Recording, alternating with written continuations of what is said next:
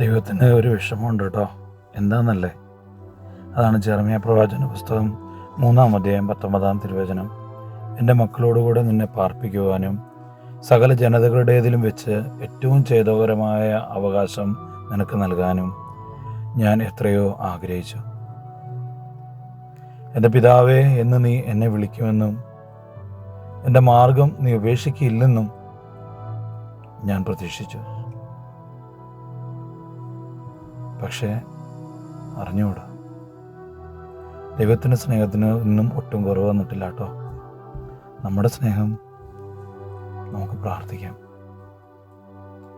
Sorry ഈശോയെ, ഞങ്ങളെ സഹായിക്കണേ.